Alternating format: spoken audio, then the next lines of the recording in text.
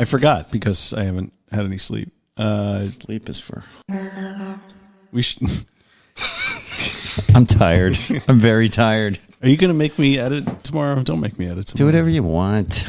Wait a minute. This is a partnership. Okay. Do it when you can. Yeah. Yeah. So... Oh, mouth noises. People are always saying to me, you know what? There aren't enough mouth noises in the podcast. Not nearly enough. Mike was just playing some Jethro Tull, one of my favorite songs, and I'm very jealous. I want to learn it. I've always wanted to learn it, and I realized it involves a capo. Yeah, so and what? I don't know. Who uses a capo? Keith Richards uses a capo all the time. Case in point, if you want to play like Keith Richards, I guess use a capo. Sure. Oh, yeah. Good point. Open tunings, and he's like the master of the one finger chord. The one I really want to learn, and maybe you can help me with this, is James Taylor. I love James Taylor. The guitar parts I love them. I haven't ever learned it. All right. Say no more. Say no more. Let's see. No, I screwed up the tuning, didn't I? Not on this one. Oh, good. Wait. Well.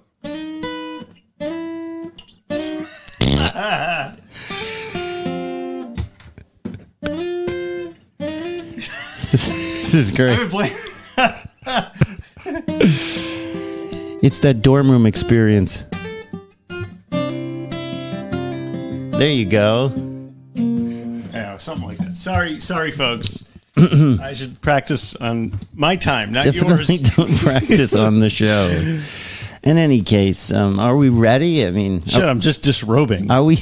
I'm going to take some clothes off because I'm not. I feel like I'm fucking drunk or hungover or something. Because we were out till I get home at 11:30. Yeah, in bed by 12 o'clock because my son was up.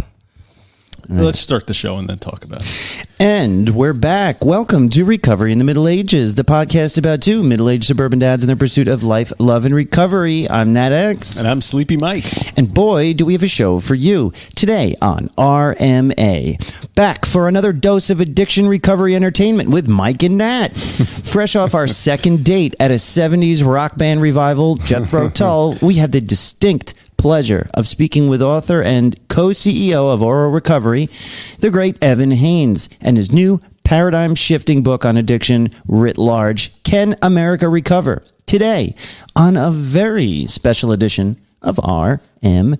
And welcome, everyone. Can I just ask, did you used to write copy for newspapers or anything? I did a lot, not for newspapers, but I did a lot of ad copy and article stuff. Yeah. Because you managed to get an awful lot in that first. Yeah. Well, that's marketing. It's like, how much can you fit? You got to get your whole message into a sentence. That's a headline or a blurb. And yes, very exciting. And welcome. Welcome. This episode is brought to you by the Recovery in the Middle Ages Patreon. We are a listener-supported, community recovery-based podcast, and we are supported by your contributions to the Recovery in the Middle Ages Patreon. What is Patreon? It's a members-only subscription service featuring Discord private messages, chat, and video meeting platform for all patrons. That sentence doesn't read well. It's like having recovery support family right at your fingertips. Members will also get extra mini shows. They're coming. More. Okay. So, why don't you tell the horse joke now? Because it fits right there. Right. So, a pony walks into a doctor's office. The doctor says, well, what can I do for you? What's wrong? And he says, well, the thing is, doc, I'm a little horse. Horse. Yes. And then he says, why the long face? Yeah, right. Okay. Yeah. Also, you get exclusive merchandise for joining the Patreon. Some of our members have gotten their artfully designed mugs and stickers. Mm-hmm. And so go to patreon.com/recovery in the Middle Ages to learn more and sign up. Yeah, it's been super cool. I think that the main attraction is the Discord discussion group and the Inner Sanctum, and we've even got the great Rhina, who has now joined the Discord Inner Sanctum. So those of you who've been keeping up with his story, we're actually going to bring him on the show. We are. Yeah, I meant to tell you that. Oh, great. Is he coming here? He's not going to be here in person unless he wants to. But it's going to be exciting. We're going to get an update from him and see how he's doing. I think sounds like he's doing great, and we're all giving him as much support as possible. So hang in there, Ryan, and we're rooting for you, buddy. And if any of you other folks out there who are feel like getting clean and becoming like the star of RMA for a while, just let us know. Yeah. We'll give you the same treatment. Yeah, we love, no pun intended, we love supporting Monksters and everybody out there who's just trying to make their life better. What do you mean the pun? What pun? You said no pun intended. You said we'll give you the same treatment. Oh. Treatment. Fuck, yeah. You didn't say that was a good one. I thought you did that on purpose. And, I don't do anything on purpose. It's all serendipity. It's all an accident. I just wanted to say... Did you? Welcome to all the Monksters listening stateside, around the world, down the street, across the table, and right next door. That's me. Welcome all. Settle in, buckle up, and get ready for excitement, comedy, tragedy, intrigue, mystery, and so much more. Where can they find us, Mike? MiddleAgesRecovery.com. Yeah. Podbean, Apple Podcasts, YouTube, and more. Come hang out with us. Get show updates, meet other Monksters, funny memes, latest news and videos on Facebook, Instagram, Twitter, and YouTube. Please join our Recovery and Monkster Hangout down on the private Facebook group found on our public-facing page under Groups. We also have weekly RMA recovery meetings chaired by the great G-Money Smooth, Grant, and the lovely and talented Aaron on alternating weeks or as they deem it necessary. If you are having trouble finding it, please email me at MikeR@MiddleAgesRecovery.com. Act now. Do we have an 800 I figured number? just once, I will read it as you wrote it. Yeah. Okay? Are you happy now? A little bit. I think you did a great job. I have some performance notes for later. Okay. We'll work on those. Yeah. I know what you can do with those notes. I have a place for them. Will great reviews be read on the Holy air? shit. What? As we are sitting here. Yes. Kyle pledged 11 Canadian dollars a month. What? For Patreon. How about thanking them with a personalized message? We should. Thank you, Kyle. Consider this your personalized message. Thank you. I don't know if we can use Canadian money, but thank you for the offer. It's just like American money, but it's got like a queen on it. And a bird. I think there's a bird on it. A queen. I love queen. It's like Freddie Mercury on a coin. That's what I think of when I think of Canada. Oh, very cool. So, yeah, thanks, buddy. The Monksters on Patreon are multiplying. Tell us your story by logging on to MiddleAgesRecovery.com. Great reviews will be read on the air. The best place to do that is the Apple Podcast app, but we can also do it on Spotify.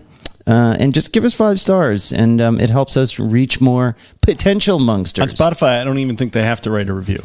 Yeah, we've got 11 reviews now on Spotify. Did I tell you Are that? they reviews or are they just ratings? All I saw was ratings. I don't know where the reviews go. Can anybody hear the dog? Because I can hear the dog. I'm just... See, hear the dog? I'm tuning it out. Okay. The other way you can reach us, and this seems to have fallen off a little bit since the holidays, is you could give us a ring. Give us a jingle, as they say. Yes, jingle me. You can jingle Nat. Jingle me. Call the RMA hotline at 516-888-6297. Leave us a message, keeping it from 3 to 5 minutes. That is actually inaccurate. They have to keep it to 3 minutes, or else it will cut them off. They will feel bad about themselves. 3 minutes, guys. Call back. 3 minutes. Tell us your story. Say hello, or tell us how much the show means to you, or tell us anything. Jokes, Yeah. Stories. We like dad jokes and mom jokes. You can read the opening of Canterbury Tales, like Nat was doing before I started recording. I should have. Maybe it'll be a special. I'll just read the Canterbury Tales. Is that the kind of schlock we're doing now? We're just going to read. We're going to read the Canterbury Tales into the microphone and put it up on Patreon. Yeah, we'll do the Great Gatsby. Maybe we should refund that guy's Canadian money. Yeah, if that's what we're. Anywho. Hey, do we have a Monkster Speak? Welcome everyone to Let's Take a Peek, the segment we call Monkster Speak. When I don't get enough sleep, I feel like I'm on cocaine. Isn't it great? It really. It's a natural high, ladies and gentlemen. Yes. Monkster Speak. Here's what I wrote on the private Facebook group, which is free of charge. You just have to sign up, and we have to approve you. And we probably will. I wrote, I was having a discussion with a Monkster on the Inner Sanctum Discord server, and he was saying that he thought he might be obsessing too much over his recovery and wanted to take a break from all of the podcasts he was listening to, the books and the meetings. So my question for you guys was, how much is too much recovery? Obviously, everyone's different, but what is it for you? Like, where is your limit? Like, when is enough of doing recovery stuff? You're not asking me because right? Well, I'm going to read from the Monkster verse. Smoke weed every day. Okay. Cody says, I do not have to eat, sleep, and breathe recovery. I have a little over 2 years free of all mind-altering substances. Unless you're going to get picky, I love my black coffee and my vape. God, me too. Those are my Black coffee two. and vape sounds like a song. It's a good one. I love it. Song. But I feel the answer to that question is you have to do what you feel in your heart is best for you, but don't shit on your recovery buddies. You just cut them off. Unless they're into that kind of thing. Right. Scat buddies. And be open and honest about what you're doing and keep in touch with your circle. I know what you're saying, man. Like, sometimes people will just peace out and, like, they don't tell, and then everybody in your AA meeting or on your Patreon server just, like, wonders, like, oh, my goodness, what happened to Nat? But, yeah, thank you for that one, Cody. We actually had a couple people email us privately and say, you know what, guys, this Discord, this constant talking all the time, day after day, is a little much. I'm going to pull back a little bit, not participate as much, and that's perfectly fine. You got to do what's good for you. Do what's best for you, but make sure you're doing it for the right reasons. I mean, I can't tell you how many times over the course of me trying to get sober over the past, 15 years. Just trying where I made that excuse for myself in one way or another, and I was really just doing it to not be accountable to anyone. Well, that's important. You need to know the difference between doing it because you need to give yourself a little mental space and doing it to set yourself up for a relapse. Right. And you have to know yourself, Know thyself. Know thyself. Kyle says, my current recovery is binging the episodes until I catch up. 18 left. Wow. Cool. Awesome. God, can you imagine listening to hours and hours of us talking? No, I can't. I'm still amazed anyone listens to one. Yeah, seriously. I just recently back in recovery, and I've listened to lots of recovery stuff in the last year or two, but don't want to have to rely on listening to it in the future. We don't want to have to rely on making it in the future. No. So, yeah, if everyone could just stop doing drugs, then we could take a break. Maybe it should be the opposite of addiction. Start off full force and taper off as you feel comfortable, of course, with all the other work involved. But that's like my naive newbie opinion, man. So he did a little of the dude in there. Yeah, not naive. Yeah. I think those are good points. Yeah. Let's see. Well, you know what that's from, right? The Dude? Yeah. The Dude Abides. Yeah. Okay. The Big Lebowski. Yeah, Big Lebowski. I'm a huge fan of that. Rob S. from the UK, another patron who's been around, and he participates all over the place, so his opinion should be interesting here. My recovery is limited to the Inner Sanctum and RMA podcast. I've not done the regular group work side of recovery. Overdoing the literature and podcast means I hear too many stories of boozing, which I find triggering. Mm-hmm. I feel like this is because I stopped drinking from a better position than others. Interesting. And I occasionally get that thought in my head about returning to drinking as a normal drinker. Ooh.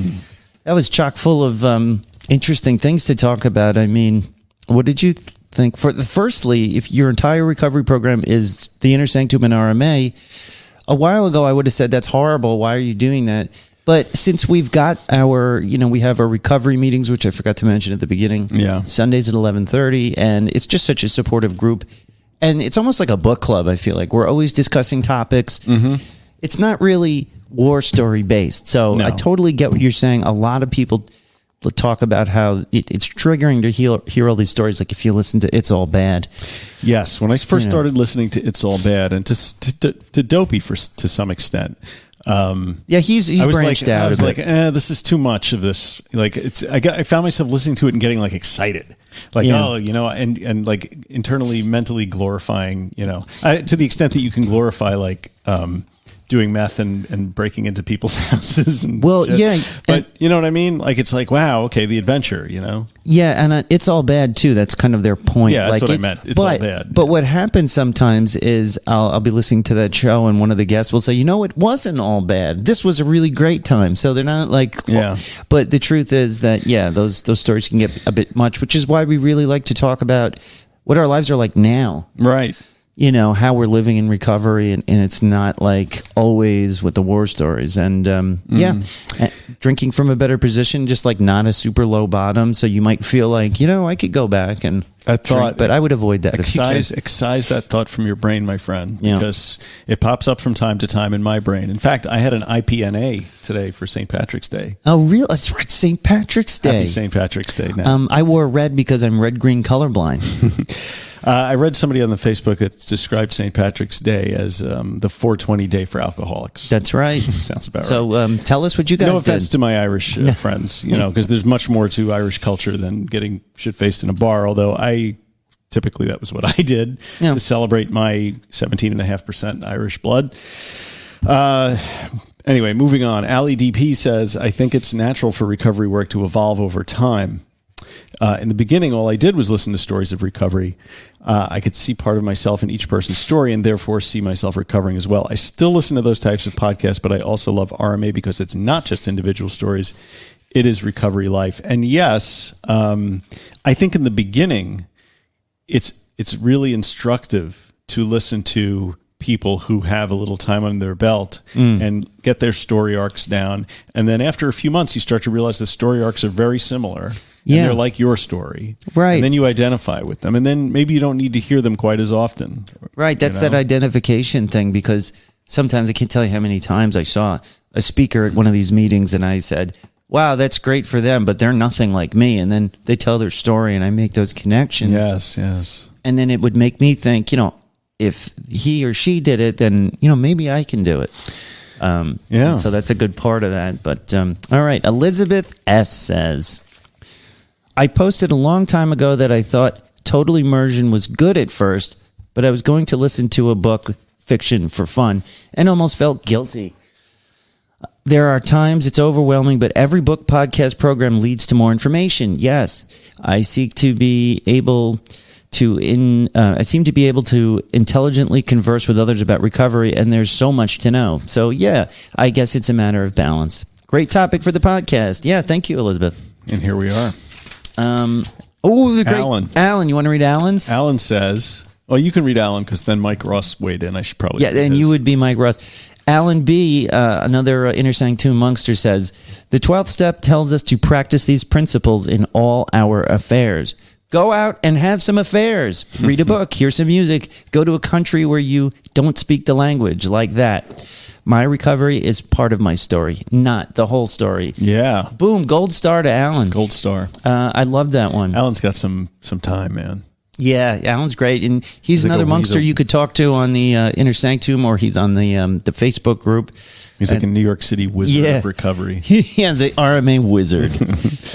And then we have another monkster, Mike Ross. Yeah, man. And, so what did he say? He said that I listen, first of all, I'm just going to riff off of what I said because I like this topic. I really like this topic because I've been wrestling with this a lot lately. How much is too much, right? Right. Do I want to keep doing this podcast? Right. It's a lot. How much is too much, But, obviously I'm balls deep in recovery. Yes, you as are. They say, by virtue of doing the podcast, right? So we review books, we review movies, we talk to people about recovery. But so this keeps me informed. And frankly, I didn't really know any of this stuff until I started because I didn't come from recovery school like AA or rehab or whatever. Yeah, I don't have a graduate degree in rehab or, you know. So a lot of this stuff was really like first impression stuff for me. And I like the idea that I can approach it without that history because I can look at it a little more dispassionately, I think, not coming out of that. But on the other hand, I won't sit down and watch what's the new show that everybody's into now? Single Drunk Female. Yeah, that one. Or there's another one. Everybody's really into it. Oh, the one about the opioid crisis with the guy who played Batman. See that one, but there was another one. There's a few. Anyway, I don't listen. I can't watch them. Euphoria. Euphoria. Yeah, right? I can't either. I'm just not. It's too much recovery. I can't. I need a break. I don't think Euphoria is about recovery. It's not? Isn't that just get high on it? Oh, well, even worse. Yeah. I think it's just triggering Why do I want to scenes. watch a whole bunch of people doing things that I don't do anymore? Yeah. That's interesting. I don't know. Like Alan said, recovery is part of my story. It's not my whole story. And I don't like being defined by the thing I no longer do, right? But narrowing the definition of recovery to no longer using alcohol or drugs misses the point, I think. Yeah. Because my whole life post-substance abuse has been focused on changing the way I relate to the world and becoming a better person. Right. And hanging out with me. Yeah. A lot this week. Right. Yeah. Make it up for lost time. But at some point, like becoming your best person, maybe that doesn't have anything to do with drinking or not drinking anymore. Like no, once it it's doesn't. in the rear view, once alcohol is a small and insignificant part of your life. Yeah. Or what did that guy say, Grover Norquist say about government? He wants to shrink it to the point where he could strangle it to death in the bathtub. Yeah. So I feel the same way about recovery or about alcohol. I just want to strangle it in the bathtub. Because if I hold on too tightly to my identity as a recovered person, I think that identification is self-limiting sometimes. I think it can be an impediment to progress. I've been thinking about that a lot lately, not to interrupt you, but here I go interrupting you. A lot of people in recovery, and I was listening to Dopey sometime this week, and it stood out to me because, I talk to Dave a lot, and he doesn't strike me as someone suffering from addiction, Yeah. But he identifies as a junkie or a heroin addict. And some people really, and we've talked about this before, they really identify with that. And it gives some power to their recovery, I feel. So some people really need that. But for me, I couldn't wait to not be an active addict and to stop identifying this way. But I don't know. I think to some people it's empowering, but I think also to some people may find it disenfranchising. If you, or maybe if you own the term, if you identify yourself as that and you own it, and that's you. It's when other people, hear you identify yourself as that and then put you in a little box in their mind, right? And that's self-limiting. But that's. I don't know what that is because who gives a shit, right? What other people think of you, but the stigma is real, and the stigma is an issue. But where I don't mind it is, if I talk to someone who's just starting down the road of recovery, then I'm happy to take on the label to show somebody that a future without alcohol or drugs is possible, and it can be a great future, and you can be living a nice you don't have life, to suffer the symptoms of substance use disorder with the daily cravings and the chasing. I mean, but there's so much to do out there. Like I can't spend so much time sitting on the couch, watching recovery stuff. I love Evan's book. We're going to talk to Evan today. I love this book. Yeah, very intellectual pursuit. I'm reading it every day for a month, and I'm like, I gotta stop reading this book. Yeah, they should call it "Can America Finish This Book?" It's solid. It's a legit. It's incredible, and I recommend it to every one of you listening. It's well worth it, right? Absolutely. Anyway, where are we now? I don't know. After you, there was Hope. Hope alive. Hope D. She says, try to keep a balance, but sometimes I find myself immersed in black and white thinking. When this happens, I need to take a look at where I am and hit the reset button. The reset button, that would be this one. That's funny. Chris M. says, when I first quit alcohol, it was important to be immersed in recovery content to help rewire my brain. Yes, I read and reread Annie Grace's book and listened to her podcast daily. I was on the Facebook multiple times a day, interacting and posting. In time, my cravings lessened and then faded. And I didn't need that intense interaction and affirmation of the journey I had undertaken.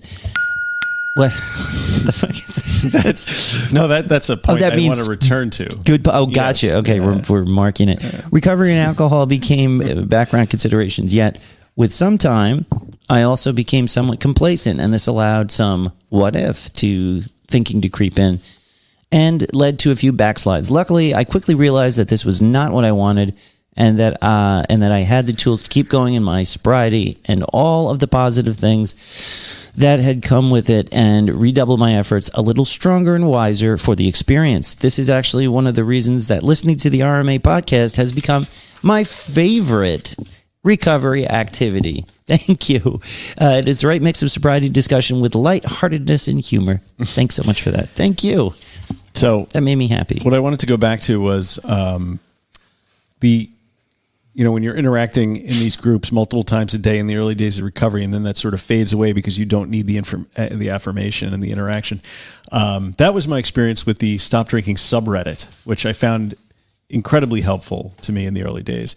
But it was so much of it was people coming on there and saying, and I used it for this reason too. And I went to a work conference and I had to go to a dinner and I was, feeling a little, nervous about that. And I put it out there and I got all this support back. But there's like two kinds of posts. There's posts like that. There's posts like I'm stopping. Today's day 1. Today's day 20. Today, whatever. But there are also so many posts by people that say, hey guys, I don't come around here much anymore. I've got 2 years, whatever. I just wanted to stop back in and say hi and tell you that, what you're feeling now, you can be like me and come back in 2 years and say, hey, how you doing? And it's worth it and you can do it. So that's interesting because I always would hear guys in AA, tell us at beginners meetings, nobody comes back to AA after going back out and tell you how great things are going. Well, yeah, right. But most of the people that go back there have maintained their sobriety. I don't think any of them come back and are like, it's different. I want to start drinking again. AA. So that's gotta love it. Got to love it.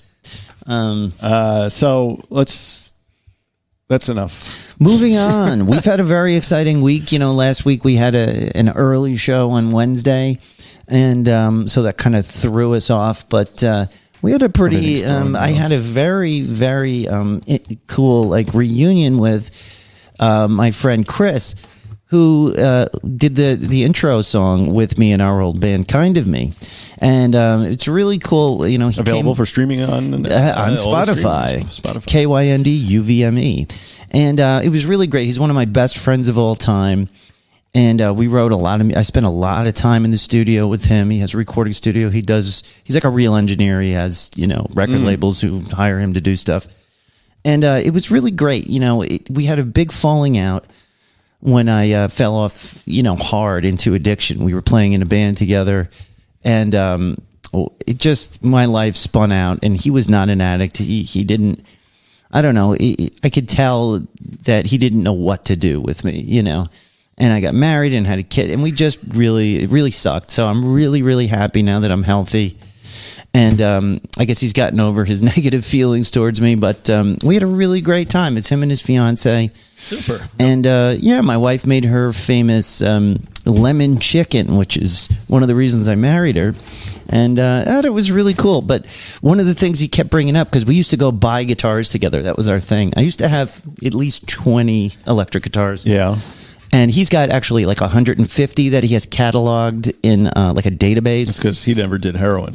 No, he didn't. But he's always he started to ask me. He's like, "Oh, remember that Les Paul we bought?" And do you still did you sell that one?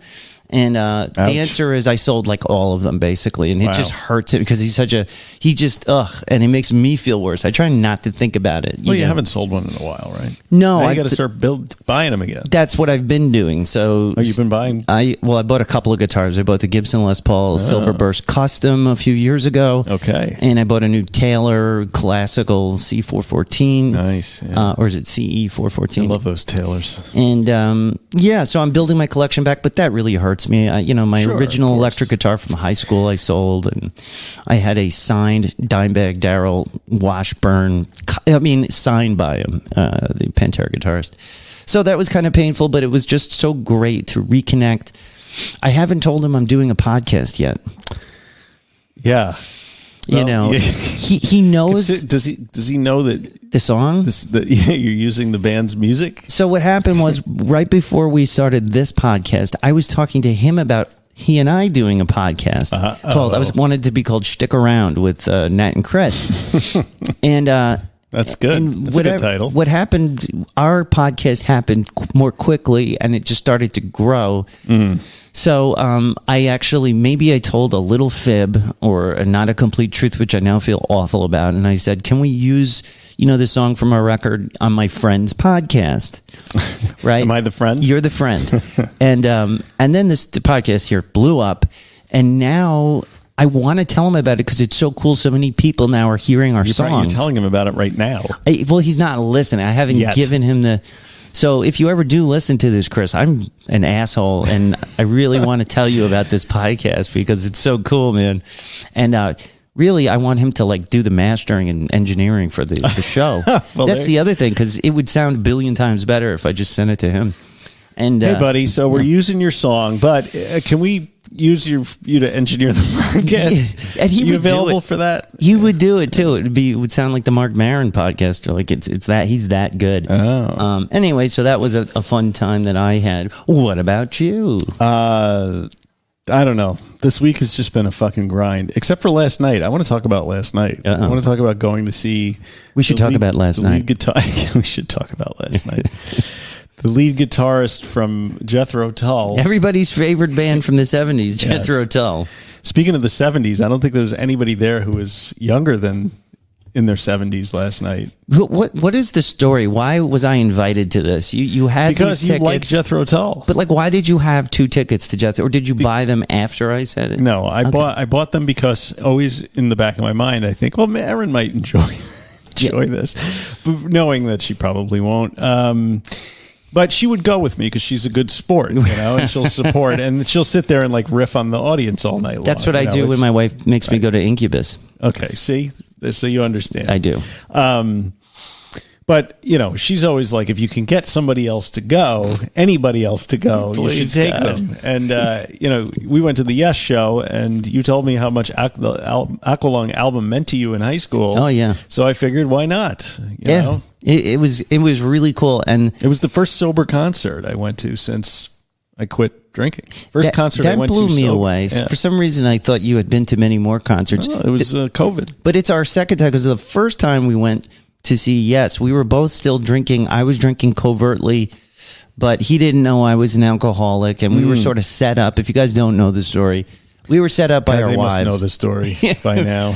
And and it was kind of fun. But this time, like, it's a completely different situation. Now we know each other. We've got this whole situation. We're sober buddies. Sober buddies. Tandem sponsors. We took a sober buddy date to the Old Man concert. A play date, as my wife called it was like the only concert I've ever been to where the line for the men's room was twice as long as the line for the ladies' room. And there's 2 reasons for that. One, there were hardly any women there. Right. And 2, men of that age have to go to the bathroom every 10 minutes. That's right. So there was a whole lot of people climbing over other people in the row. Excuse me, Scott, sorry, you got to get out of here. I mean, we found the secret bathroom upstairs, though, because this was a very small show. It was at Malloy College. It was one of these things. Well, the audience is just dying. There's not literally dying. I was amazed watching some of them dance in their seats. I'm like, wow, that guy can stand up. Yeah, well, wow. the canes and the walkers. There was a few of those. But listen, I mean, I like the fact that you go out and you still rock out with your cock out when you're in your late 70s. I'm going to be doing it. And the performers, well, the main performer and the original drummer from Jethro Tull were both 75 years old. Yeah. And that guy shreds like he's in Metallica. That fucking guy. And listening to Jethro Tull as much as I did, I had no idea that guitarist could do those things. Like, he was... it was amazing. He was playing these PRS guitars, him and the other guitarist, who was the Ian Anderson, sound-alike guy. And they sounded awesome. The sustain on those guitars is just like, amazing. Oh my God. And I don't think anyone's listening anymore. No, but let me just say, the Aqualung record played front to back was brilliant, even without the flute. Yes, it was still amazing. But you put the best thing on here because I was gonna insist on mentioning this. We were standing outside getting a little fresh air. You were maybe doing a little vape, and we started getting on this riff of like. What was it like? Just cigarettes and smokers, and how you don't want to end up in an oxygen tent and die and like go wheezing. And then we look up and there's this old guy smoking a cigarette, like right, just standing right there, who looks at us and just slowly walks in the other direction, like I don't want any part of this conversation. I mean, I didn't realize anyone was listening to us because I was talking about like, man, I don't want to smoke because I don't want to end up on a ventilator, in my 70s, like,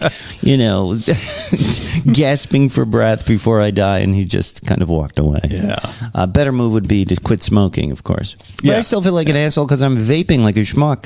You hardly vaped last night. I know. I hate having that thing. But it was interesting how many people were, even at that age, were still like, ripping the drinks back, and the whole place smelled like weed. I mean, I did.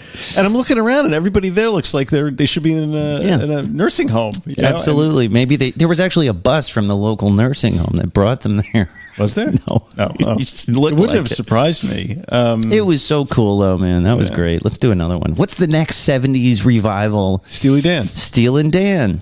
That's the cover band is called Steely Dan. Have you ever Really? heard of them? No. Yeah, the local. They're very good. You know how Steely Dan got their name, right? I don't.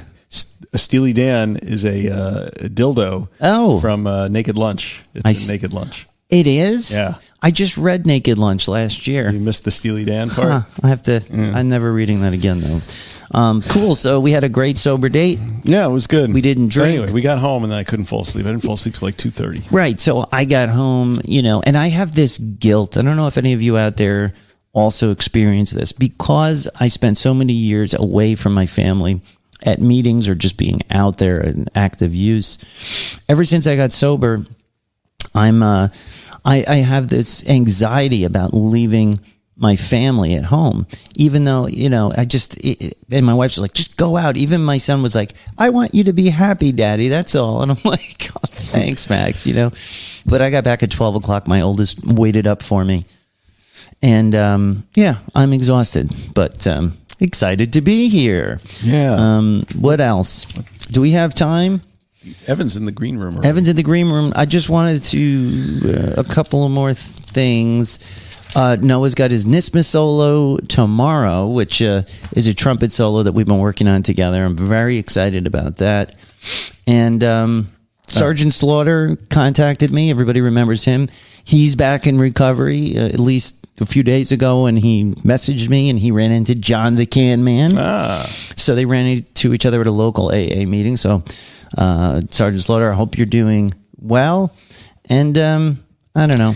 I guess we should probably... Yeah, we'll probably get started soon. So anyway, guys, this week we got a really special guest at RMA. His name is Evan Haines, as we said. And in addition to being the co-founder and co-CEO of the Oro House Recovery Centers, Evan, along with his partner Bob Forrest, are the authors of a new book, Can America Recovery, which is a sprawling look at the past, present, and future of the recovery movement in America and where America itself fits into the addiction narrative.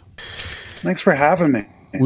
I was sitting in the green room listening to you guys. You were talking about Jethro Tull, who I saw in 1990, and Steely Dan, who I saw in 2005. Probably two of the best shows I've ever seen. Yeah.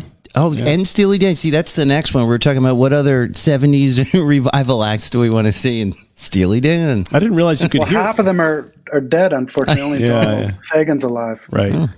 But he's still going out. He didn't want to go out and use the Steely Dan name, but the record company sold him, because you'll sell more tickets. And he was like, okay. Thank goodness. Yeah. I know David Byrne, doing his kind of tour, and I saw him at Coachella, the last Coachella a couple of years ago, and he was playing all the Talking Heads hits. That was great. Wow. Yeah. Well, he's got that Broadway show now. Exactly. It was basically that, which includes a lot of Talking Heads stuff. Yeah, cool. So Nat and I have been reading your book for a long time, a couple of months. I'm so sorry. I didn't even realize how long it was, and I've been reading it for an Audible. Oh, you finally do an Audible? I couldn't. I wanted an Audible so bad because I have bad ADHD.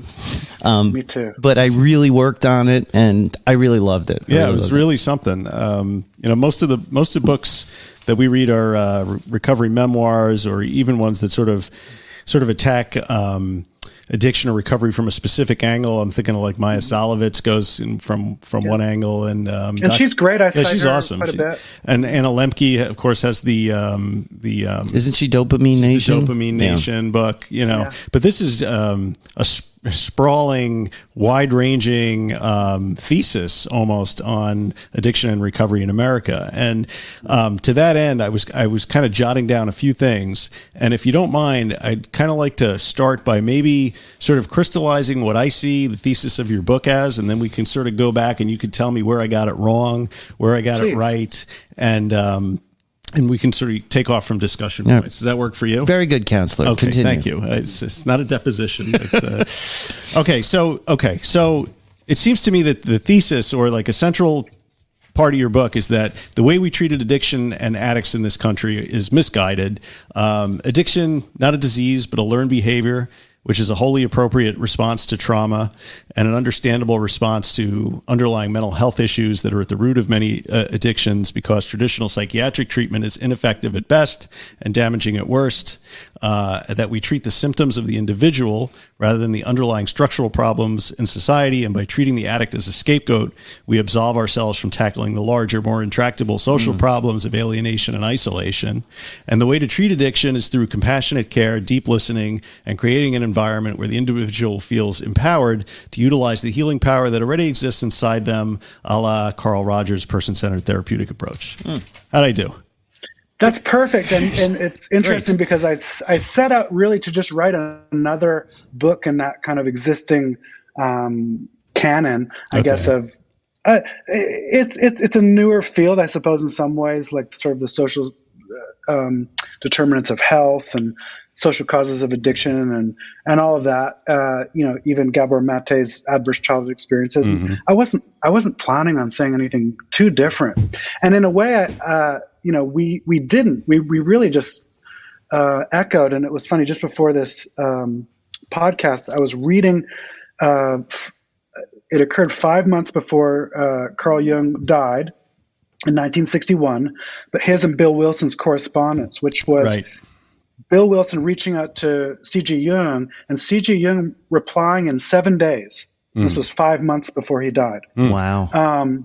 And so Bill Wilson was basically saying, your work with Roland Hazard. Right, Roland Hazard. Where you basically said, I'm sorry, but psychiatry isn't going to help you. I can't help you. What you need is a profound spiritual experience. And Roland H. comes back. He joins the Oxford group.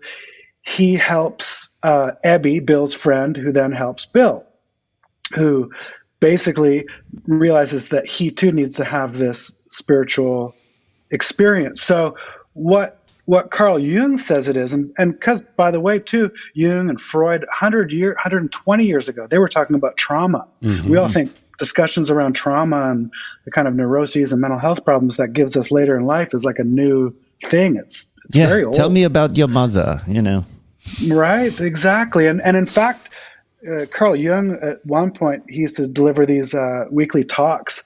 And at one point he says, I've been listening to, people telling me about mommy and daddy for 40 years. Like, I'm not interested. You can go talk to someone else. If you want to talk about archetypes and the soul, then we can talk. The collective unconscious is another thing about C.G. Jung that I love discussing.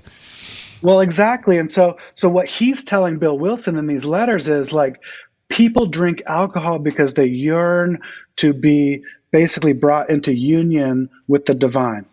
That's what it is. And so we experienced a separation. It's hard to say when exactly, but perhaps 50,000 years ago. We start seeing cave art. It suggests there's now some separation, that people felt guilty around maybe the hunt, attribute kind of the causes of this to something outside of themselves, to some superpower, but we became separate from nature, which was important. It led us to where we are now, in the same way that I think in our addiction, that separation and that kind of, wild journey and odyssey that we go through leads us to where we are today. So now, though, it's about reconnecting and kind of reunifying ourselves, but obviously it's never going to be the same way that it was before. Wow. We're doing it now consciously. This sort of harkens back to some of my studies about naturalism and, Emerson and Walden Pond and all of that, the way that they were trying to reunite with nature and the transparent eyeball. And it's great. What I love about your book is it goes to the holistic, like, going back to the history of it, and some people wouldn't want to read all of that, detailed history and stuff like that. But by the time you get through that stuff, it gives you a perspective on the current problem that you just can't get any other way. And I just think that's, so important. Well, exactly. And I don't think, like, I knew what homelessness was, for example, before, we wrote the book, before I researched, like, what is this? And of course, in the homeless population, it pretty much mirrors the larger society. About 40% of people who are homeless have mental health problems. So it's not that the common misconception, and it was my misconception, was that homelessness is caused by mental health problems. It's really not. But I think how we treat homelessness is at the root of the despair that we're in that has led to all of our collective mental health problems, if that makes sense.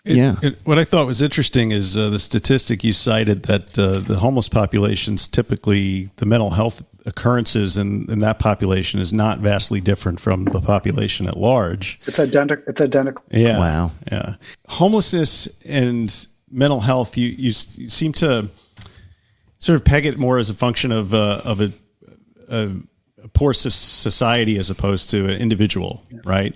And you sort of draw that development through history and sort of the criminalization of the mentally ill, right? And, the poverty laws, or can't remember, poor houses and all that kind of thing. Was that sort of a simultaneous rise between that and sort of the capitalist economic system, or is it associated with the rise of organized religion? Because it seems like all that kind of fits together somehow, right? Well, it was definitely Calvinism and Protestantism that sort of marked this turn in the ruthlessness toward which we treat the Puritans. The is it like the Puritans, and because they were homeless, something must be wrong? If you're sick, it's God punishing you, type of thing. Well, exactly. So it's this idea of the sort of chosen few. And so it really started happening probably in the Middle Ages with all kinds of land clearances and empire building and plagues and wars and famine. And there was just all of a sudden in Europe, there was just this huge population of like homeless people. And that's, remember, when the leprosaria, which were run by the Catholic Church, where they believed that charity was the way in which they themselves would achieve salvation, right? Like the Jesuits. Well, exactly. But even like they were called Lazar houses because Lazarus, had leprosy in this life, but sat, at the side of Abraham or whatever in the afterlife. There was a great reversal. But by the time the Protestants came along, I mean, this was a sign of sinfulness if you were suffering from homelessness or mental health problems or physical health problems. So those leprosaria, of which there was 19,000 across Christian Europe, it took a couple hundred years, but those all converted into the first asylums. So we're looking at the connection between homelessness and mental health isn't kind of this simplistic way we look at it. Oh, you have a mental health problem, you're going to end up homeless. The chances are homelessness is caused by, extreme poverty instead. And so the connection is that there was no like asylum to treat people with mental health problems. There was no prison, and there was no poorhouse. They were one facility. Yeah. Well, I mean, that's interesting because when you have the idea that a person's intrinsic value is sort of measured by their productivity, then if you're not productive, then there must be something wrong with you, right? It's right. And what is productive? Like, what does that mean? Is that you're producing goods and services? Are you providing some service? And I guess that's what goes back to like the rise of capitalism, and I think interestingly, you're drawing, what I got out of it is you're almost blaming capitalism in certain ways. Not saying you shouldn't, but just that overall the way society has sort of developed under capitalism and how it overvalues people who can make money. And really money in itself is worthless unless you assign value to it. I mean, we even commodify art here, so it's well, exactly. Everything's a commodity. I was going to say, like Alan Watts says, I mean, we confuse wealth and money so much so, like, it's kind of like our fixation on money is the same thing as like kind of eating the menu. Like we're totally missing, and we're missing the point. And I mean, yeah, I would blame capitalism, but I think that separation occurred in the Middle Ages, perhaps earlier, but certainly in the Middle Ages, you started seeing some of these clearances, and it's war. It's like we emerged from one thing, which, we are primates, and we emerged from a hierarchical system, that could be super violent, probably anxiety producing, and then we become conscious, and we become aware, and it's that we're aware of it now that creates the problem. If we're not aware of it, there's no suffering. Right. Ignorance is bliss. Yeah. So, I mean, it's gotten bad under capitalism, but it certainly didn't start under capitalism. And, and even going back to animals, I mean, Jung would say, like, even animals are better behaved than we are. And we'd best kind of come into some contact with our animal nature, because at least animals kind of look out for each other and take care of each other. We don't even do that. Yeah.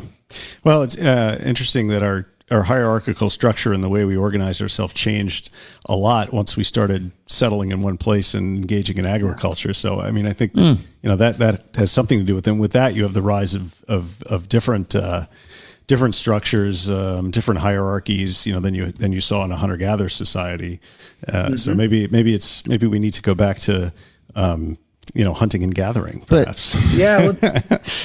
You don't think that, if the society's like infrastructure and like our money system, if it developed differently, you don't think maybe people would still pursue feeling better? Do you think, people would still have pain, right? But perhaps we would be dealing with it differently, maybe? Well, it's called a hedonic treadmill, so there's ups and downs. I think that the whole thing would just be ratcheted up so that our worst day, wouldn't even be remotely anything like our worst day now. And, I'm thinking collectively too, like, one's worst day might be not eating any food at all, might be being bombed.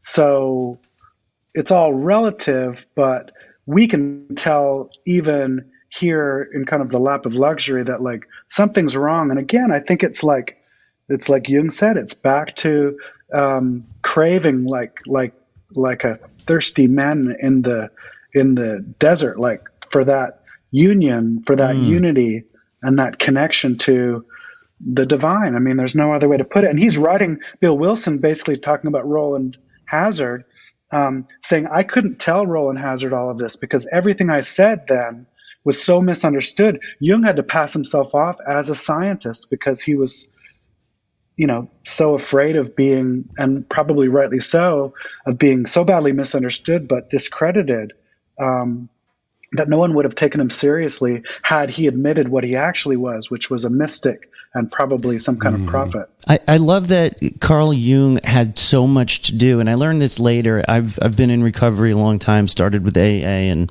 court mandated, but when I started to learn about how much Carl Jung was involved in the philosophy, it kind of made a lot more sense, because some of the things you're saying, as far as we're yearning for the divine. But one of the other points that Carl Jung was making, or one of his philosophies, is that we are all one.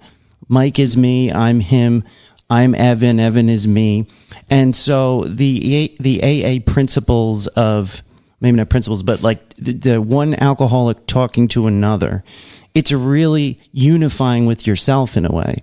And that these communities, just like you're doing at Oro, you like that? It's a good one. Yeah, I don't know if I agree. You know, so we're unifying with each other, which unifies us with the collective unconscious and quote unquote God, and that is where the healing comes. Just like at Oro Recovery, you're talking about that you're all you're hanging out, you're being together. It's not this, like shaking your finger at them, making them feel bad. You're just connecting being the most important thing to get yourself closer to God, but really closer to yourself through others. You don't like that? Well, yeah. No. I think that there is definitely a sort of undercurrent of compatibility. Like everybody is basically everybody else. I'm sort of take a Vedantic Zen approach to that. Buddhist. Yeah, right. He's a bit of a Buddhist, which is okay with me. Do you draw a distinction between like spiritualism and religion? because it seems like organized religion has really sort of, if anything, and certainly from what I can see from like the Judeo-Christian perspective, is sort of exacerbated the separateness between individuals rather than drawing the idea that we're all one, so to speak. Right. Well, I mean, and what's so interesting, I think, and I might get some grief for this, but I think it's largely a dead religion, because all religions are based on the initial mystical experience. And we're so cut off from that because, of course, who was providing the means of the mystical experiences at the time during the earliest church and before? Of course, I'm personally a believer in the pagan continuity hypothesis that Christianity and the Abrahamic religions and all of the religions. I mean, even if you look at Hinduism, they talked about Soma wine and the Eucharist and Christianity, that these were potions, and they were prepared by medicine women and sorceresses in underground churches and home churches. And that we so not only did we go around the world, I'm saying we as like the West, Christians, not only did we go around the world stomping out, any signs of these traditional ways of life, we did it to ourselves first. Everything we knew about Gnosticism, for example, until the Nag Hammadi codices were found in 46 or 47 in Egypt, everything we knew before that, most of it anyway, came from Bishop Irenaeus, who was called the heresy hunter, who went around finding all these Gnostic texts. And it was his job to kind of form the canon and to get rid of all this weird stuff. Right. I mean, if you read these Gospels, I mean, they're as weird as it gets. Yeah, and the Lost Gospels too. You always hear about that. I'm also a fan of Paranormal Podcasts, right? And this comes up a lot in alternative history. The lost books, the books that at the Council of Nicaea, Constantine I said, no, we're not putting those in. And there's all of this crazy alien stuff, but very mystical stuff. Right. It was, and it wasn't just Irenaeus, but it was him railing against it that we knew so much about it. And it's kind of like one of those things, it's like the PMRC, like it more like grabs your attention. My favorite Christians to read, they're all heretics. They're all Meister Eckhart, Jacob Boehme. There's a number of women. All of them had these kind of weird near-death experiences and kind of visionary experiences. But yeah, this is the mystical experience that's at the heart of all religions. But we abjected ourselves, the West did, where we had this like antidote to our problem within our own tradition all along. Jung tapped into it way before we went out and started stomping it out everywhere else we could find it too. Well, the problem is we built our American society on the basis of the flawed understanding of that knowledge as opposed to the knowledge in its purest form. And that has given us a whole basket of problems that we're dealing with today, which necessitated you writing this book in the first place. Right? Did you know that the word Gnostic, the root is gnosis, which is Latin for knowledge? That's one of my favorite little facts. Sorry. To know, and it's to know, and it's to have... And it's to have a direct experience with that knowledge. Very interesting. That's what's missing. So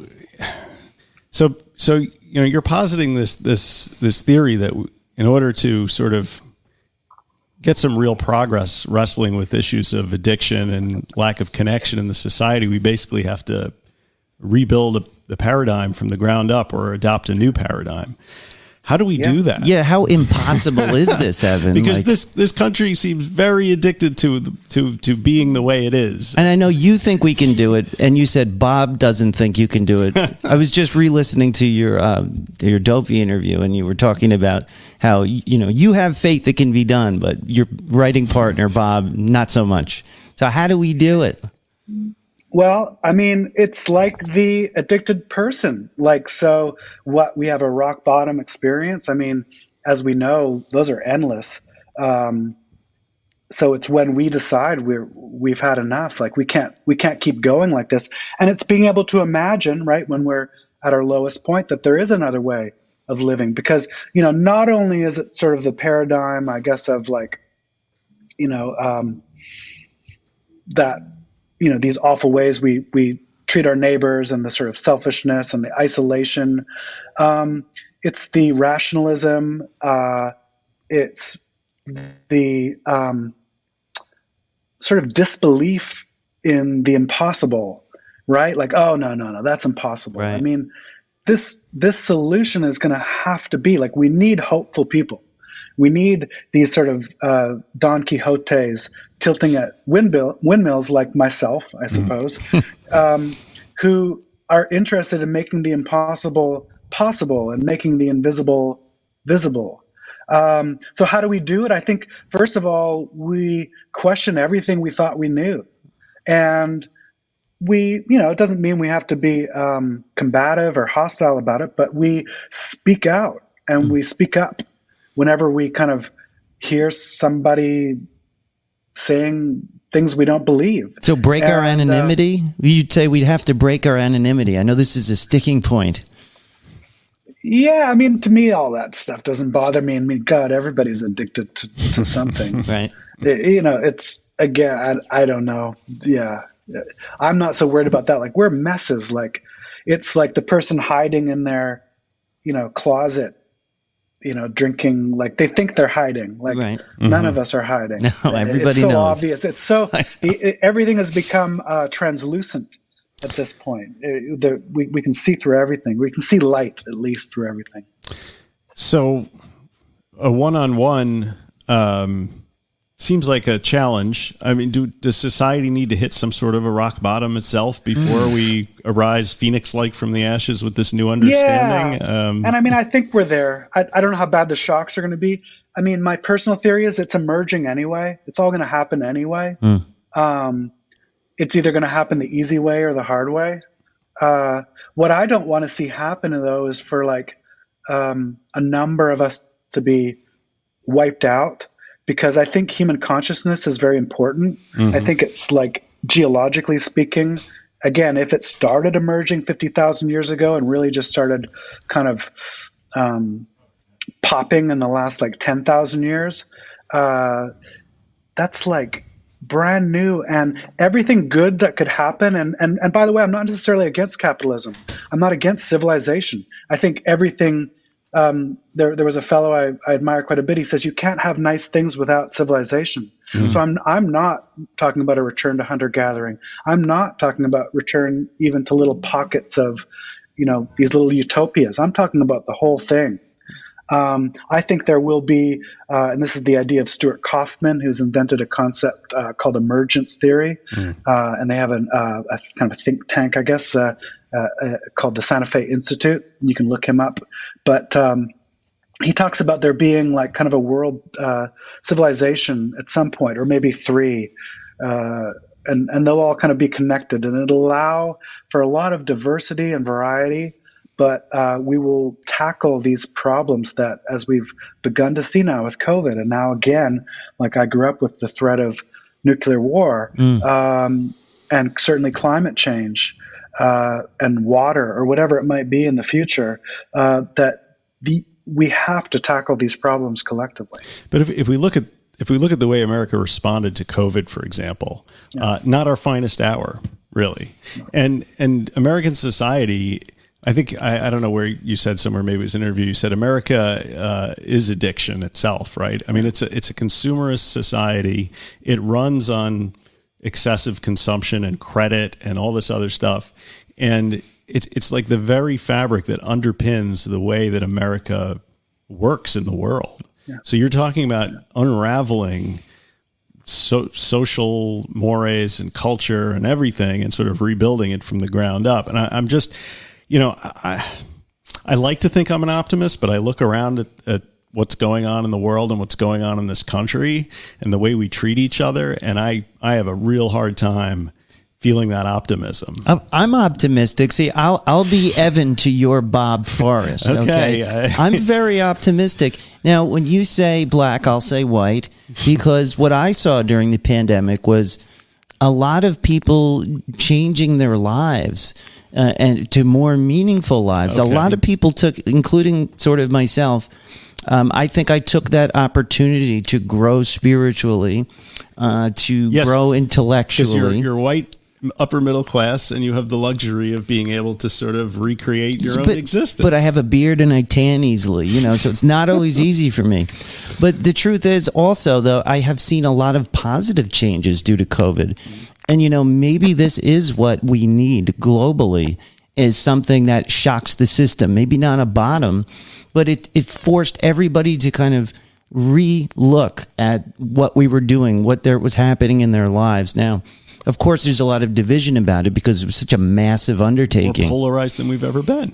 Polarized, but I feel like a lot of people who weren't woken up, I hate to say woke, that weren't aware, I feel like people did become more receptive today. And I got to tell you, Evan, I changed my life in several different ways during the pandemic.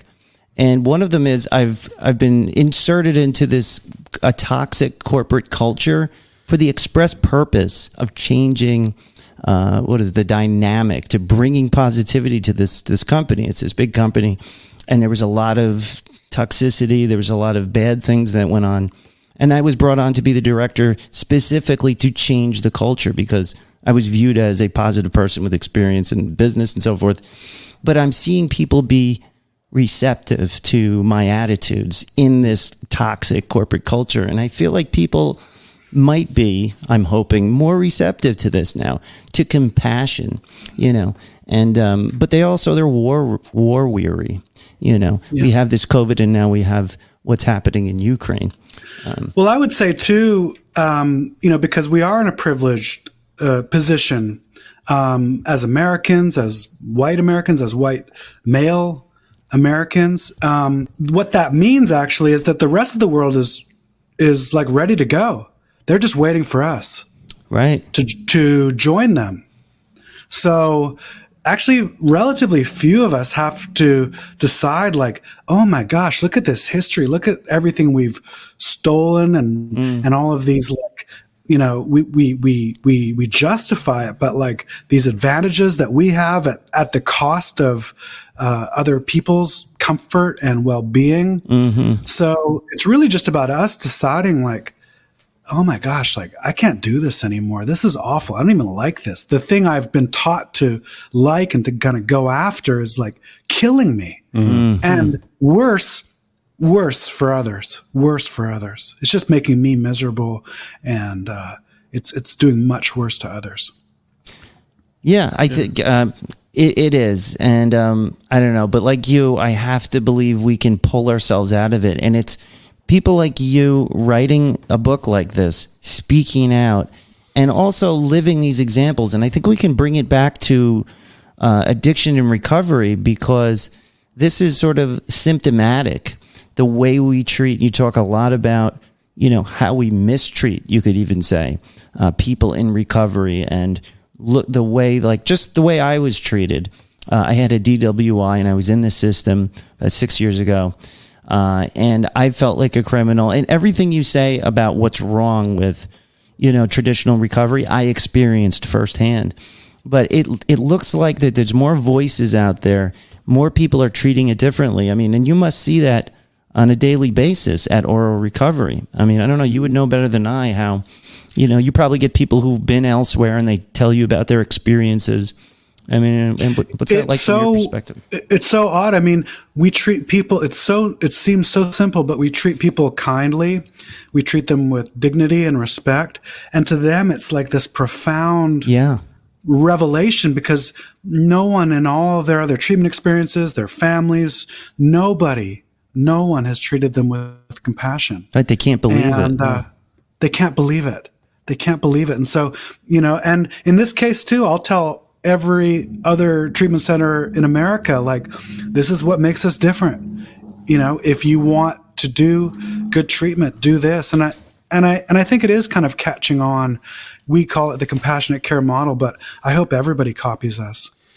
So rehabs in America have sort of a checkered reputation, and certainly a success rate is just not statistically there for many of them. And how do you guys stack up in that area? I mean, have you done any sort of quantification and of your success rate, and how do you define success at Oro Recovery, and what do you look at? Well, that's the big question. I mean, how do you define it? So traditionally it's measured in terms of abstinence, and we have tracked some of those outcomes. So we have people who completed our program, who I think 50% are maintaining their recovery 1 year out. And that's amazing. That's amazing. Yeah. It's amazing.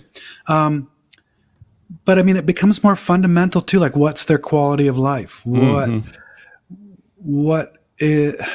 How do they feel? And that's it's so hard to measure that. Because of course we could help all of these clients adapt to this world, which is useful. I think it's helpful, but that's not really the work that we want to do. Bob tells a story in the book. He's at Hazelden in 1988 or something, and he remembers his counselor saying Robert, when are you going to live like a normal life? and he goes, hopefully never. Hopefully never. And here we are, however many years later, my math's horrible, 30 something or whatever years later, and he's like, still never. Right. So again, it depends how we measure these things. I mean, that's not an easy road, though. People, the American hologram is extremely powerful, and it's extremely. Did you say hologram? I did. Interesting. I did. I like that. Yeah, me too. Because you're rewarded for compliance, basically. The thinking outside the box is typically you have to have a certain fortitude to be willing to go forward with that as your life, I think. And I don't know if everybody is really up to that task. Well, no, because if I may interject, of course, I feel like I agree 100% the way that we need to have these client specific programs and quality of life. But one of the reasons that so many of these programs concentrate on how many days do you have from the last time you drank or the last time you used. Now, we all know that really isn't the measure of success necessarily, but they probably do that because they don't know how else to measure it. We talk about that all the time. We focus more on how am I feeling? What are my relationships with my family like? What are my relationships with, my business or all of that? That's really the measure for me, for my recovery. It's also important that I don't, do the things I'm trying to stop doing, drugs, alcohol, and so forth. But, even if Bob, for example, since we're discussing him, if he's, said to you, Evan, I need to have a joint to go to bed every night, but it made him happier and he was sleeping through the night and his life even got better. You would never say, well, he's not sober anymore and he's not in recovery, because it's not that simple. So, I mean, maybe that's part of it. It simplifies it just by, sober days, but it doesn't quite get to it. And I don't know when that happened, and we were talking about the culture. I think it goes back to the sort of puritanical. There's a whole history in America of the difference, I guess, between the temperance and the abstinence movements, and they kind of went back and forth before AA. But I think it's this idea of it's kind of a purity notion that I'm not sure is realistic. They talk about kind of California sober nowadays, and Bob and I were talking just the other day, and he happens to be 100% abstinent, but he thinks that when he dies, that might be it. That generation that he kind of came up with, and they all kind of got sober together. Yeah, they were real junkies. That won't exist anymore. That the kind of drug addicts that they were, which was really they were reading Kerouac and Burroughs, and they wanted this kind of magical life. And I mean, you were talking about even Thoreau and Emerson. I mean, it's kind of this romantic tradition, and I think it was a good one, and that's dead too. Yeah. But that it's maybe the good news is, the silver lining is we're at least looking at things in a little bit more of a nuanced way. And I think we have to be open to that, especially with like medication assisted treatment. Yes. And that's Maya Salvitz's whole thing. Like, here we have a solution that can lead to the reduction of overdoses by 50 to 60%.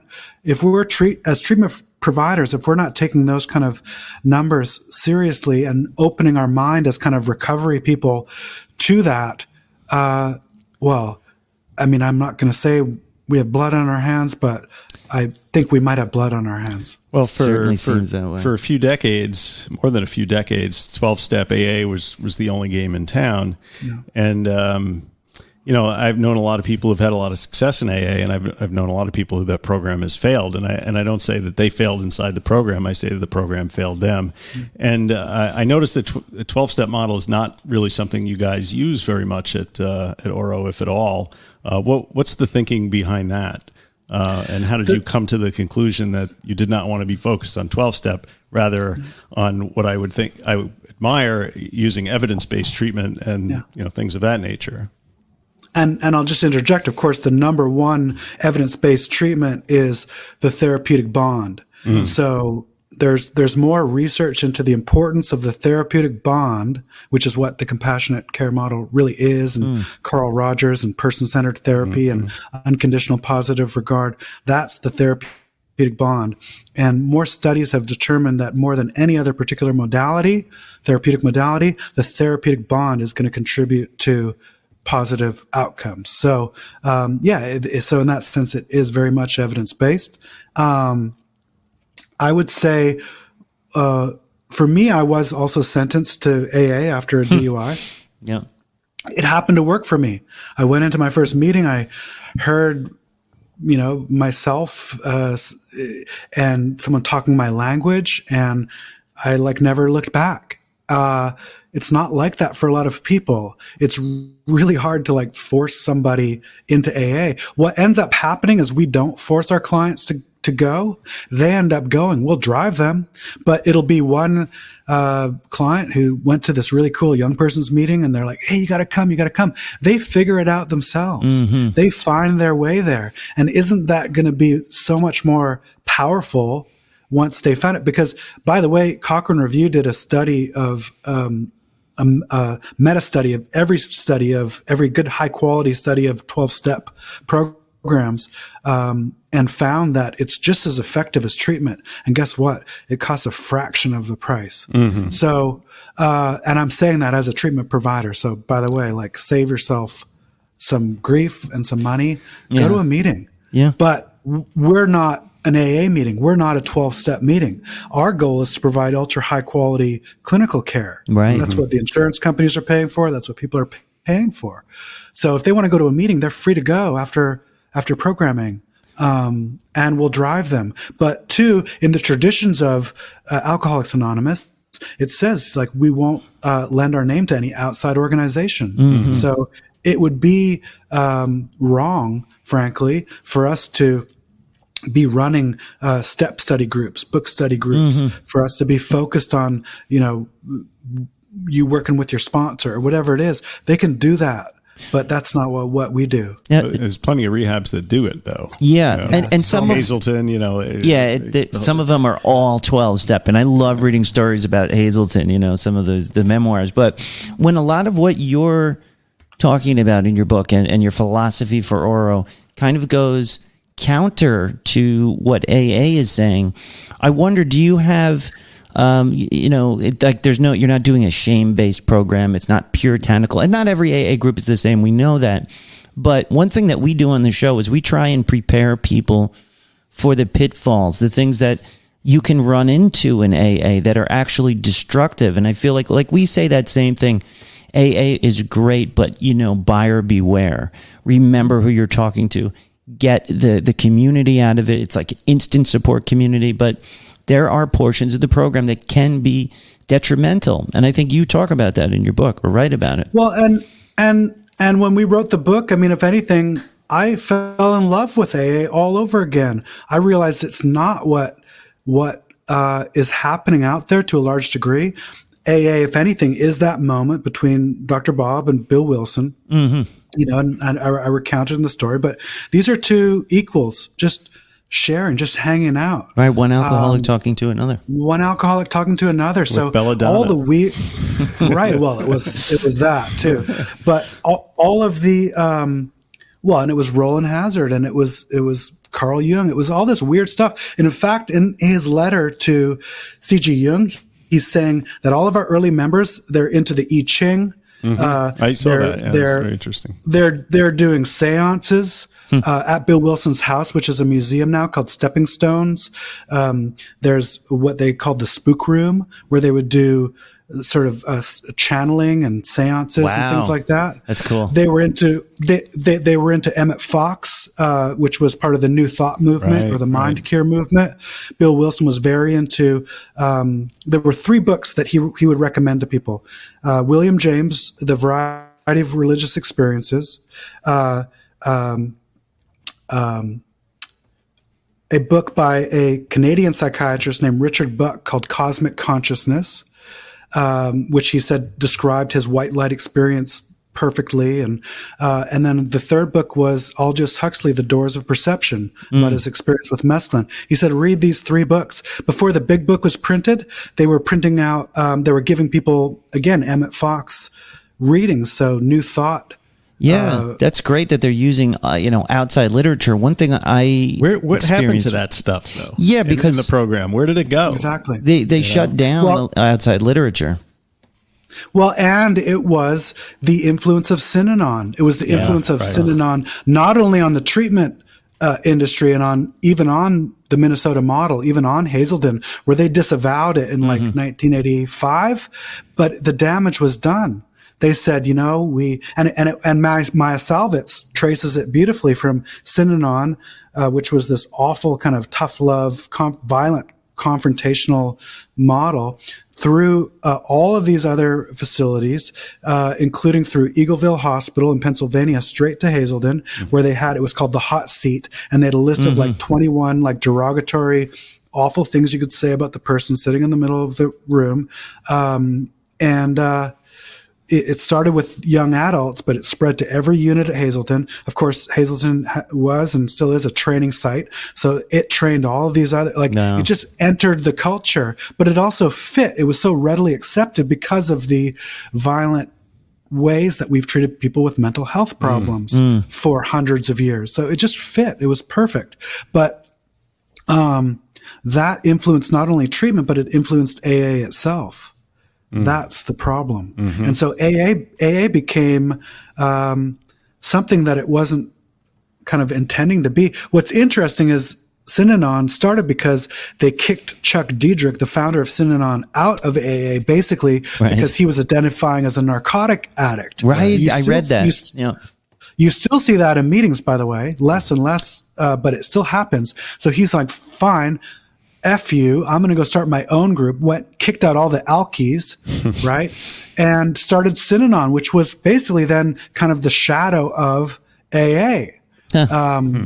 So watch whatever you reject is just going to kind of come back. Right. Intolerance bred this sort of destructive pattern of quote unquote treatment. It's so amazing. Well, and fit like a lock, a key into a lock with the American ideas of shame and everything else that existed and against addicts and so forth. Right. I mean, all of this stuff. So yeah, exactly. Yeah, I'm always trying to convince Mike, that AA isn't quite as bad as he thinks it is. It's really not like. No, it's great. It can be great. I think the idea of a fellowship of people with I mean, that's what you need is connection. Right. And when you have an addiction issue, you need to connect with people. Just connecting with yourself, connecting with the universe, connecting with the divine, healing. Okay. Exactly. And I come back again to these letters because I just read them an hour ago again because they're fascinating. Anyone should look them up. The correspondences between Bill Wilson and Carl Jung. But Jung, basically, he believed he was only interested in people in the sort of second half of their lives. And he said in every case, what they need is something he called the religious or the spiritual function.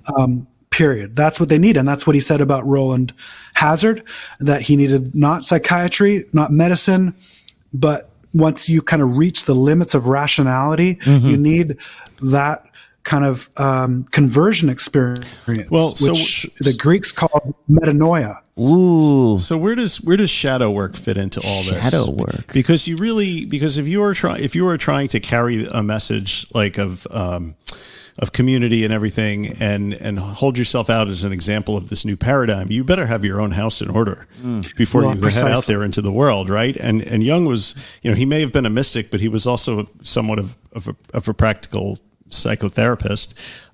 So the idea of addressing all those negative parts inside of us and integrating them into our larger personality is huge, right? I mean, you need to sort of fix your own house before you can go out and fix somebody else's house. Well, and that's what AA is. AA is that shadow work. That's what the fourth and fifth steps are. Searching and fearless moral inventory. Fearless because it's impossible. So Marie-Louise von Franz, who was kind of Jung's right-hand woman, she was talking about the Oxford groups, but I think the same holds for AA. She says, someone stands up at an Oxford group and they say, I drink too much or I'm selfish. She says, they don't believe it. They say that, but they don't believe it, because to have a true encounter with your shadow is one of the most difficult, one of the most impossible things in the world.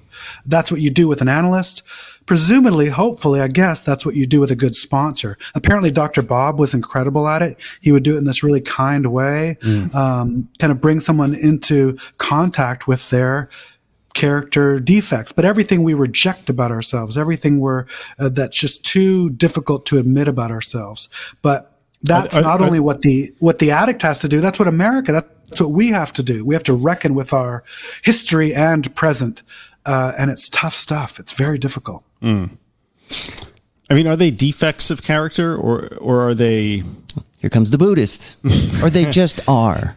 They're neither good nor bad. I mean, you can assign value to anything that you feel inside of yourself. But I mean, because, the thing that's inside of you that you may consider a defect, it may not be a defect to somebody else. It may be an asset, Yeah, but I mean, I think it's fairly obvious sometimes, at least to me, when something is causing me pain or problems.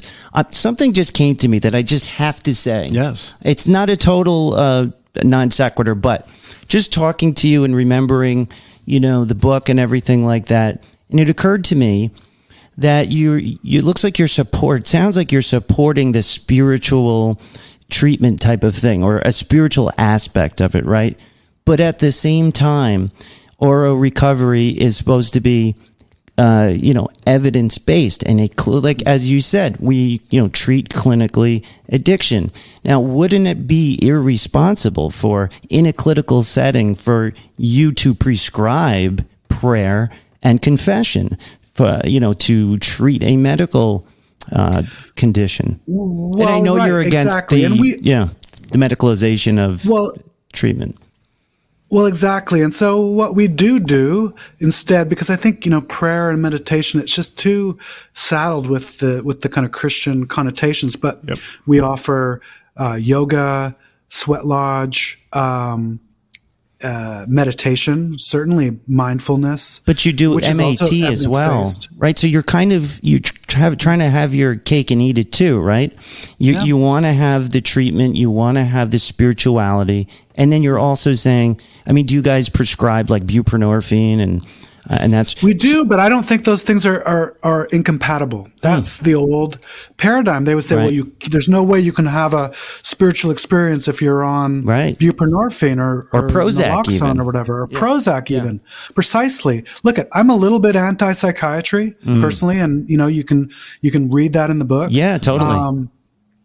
But at the same time, these medications often buy one time to do the work.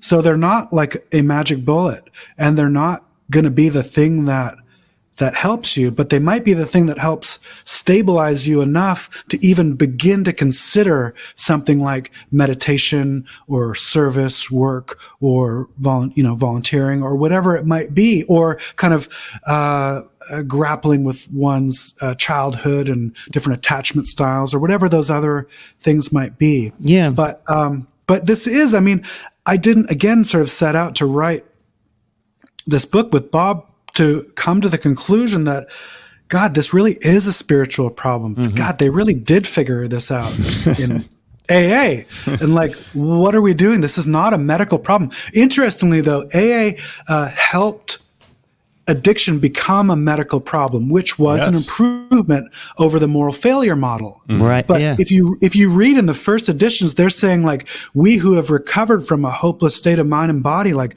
they recovered. But according to the National Institute of Drug Addiction and Nora Volkoff, this is a chronic relapsing brain disease. So which one is it? Mm-hmm. Right. And what I worry about, like, because we talk a lot about these highfalutin ideas and treatment models like anti-graces that are great for quote unquote high bottom drunks. But I think about myself in the throes of heroin addiction. And would an Oro recovery type of philosophy be too nebulous for me? Maybe what I needed is just like, you need to do X, Y, Z.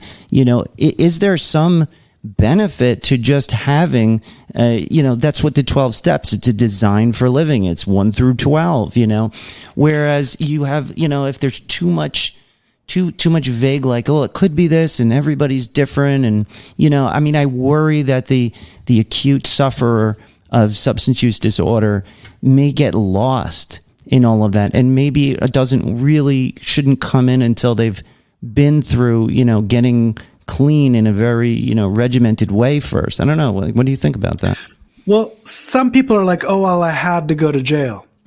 I'm of the mind, like, hey, if you're into that, like, that's cool.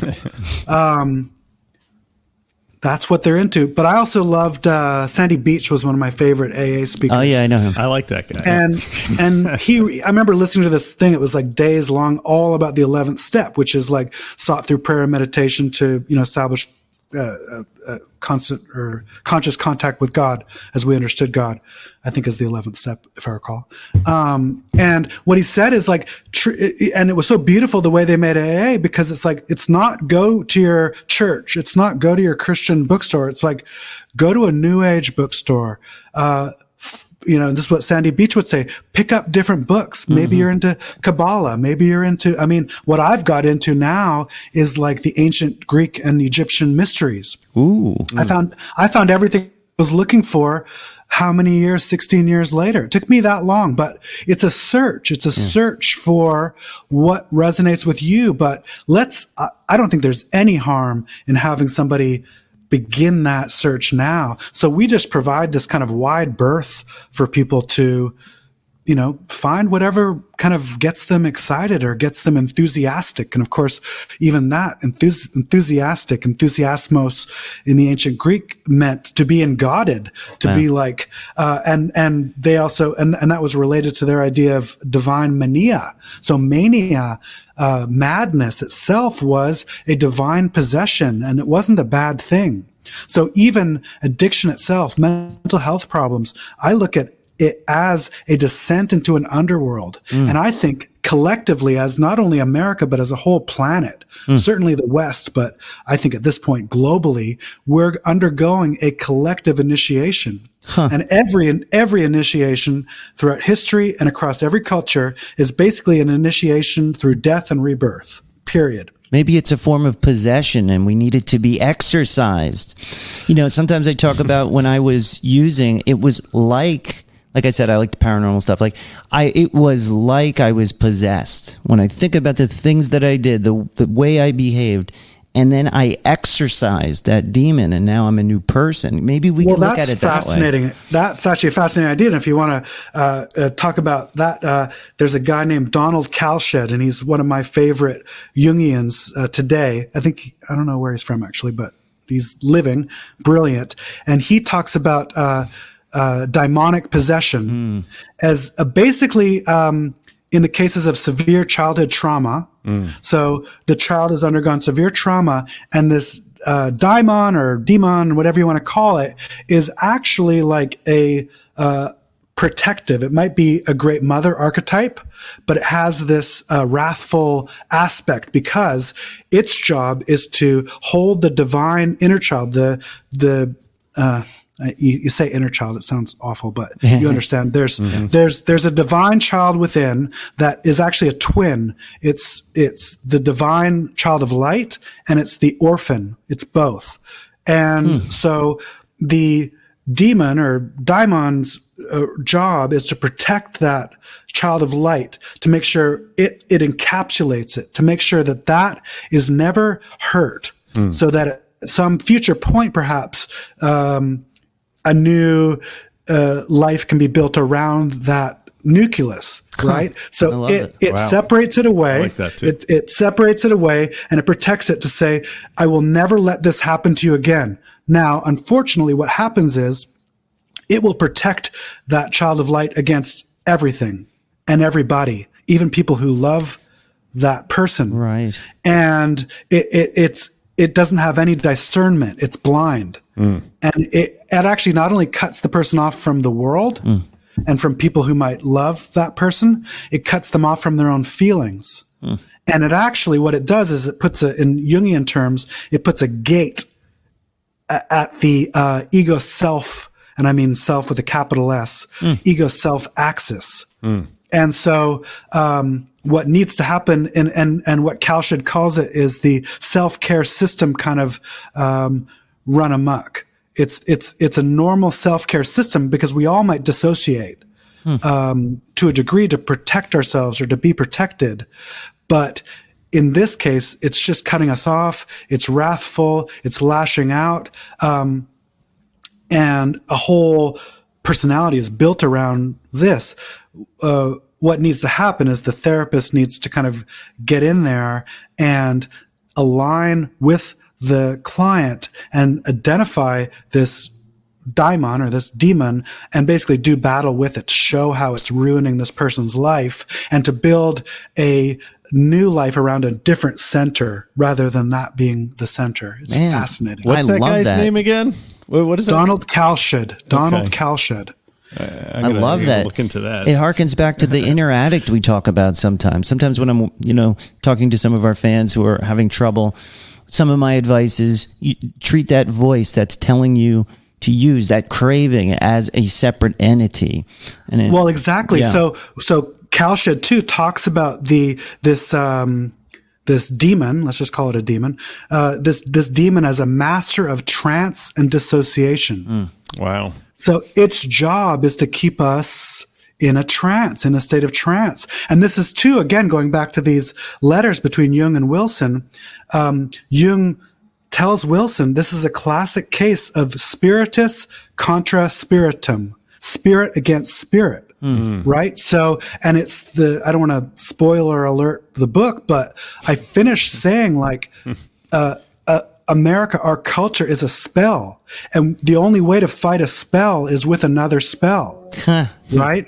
And so we've been fighting it with alcohol and drugs. I mean, we need to do better than that, a more powerful spell than that. Wow. But yeah, so its job is to keep us asleep. I mean, it's just too hard. It's too much. The pain is too real. The pain of being separate. The pain of... Why all the pain, right, Dr. Mate? Why all the pain? Why all the pain? Yeah. Wow. Mind blower. Yeah. I think I've taken over some of the conversation. No, I know you have a lot of... I'm speechless. I'm pretty speechless too, and I'm like...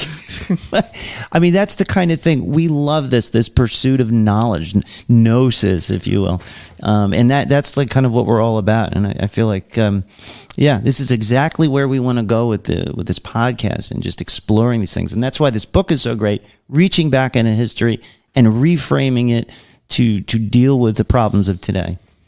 It's just I just keep coming back to the fact that it's so difficult to recognize another person's face in your own, the way our society's structured today, and how do you develop that connection with everybody else?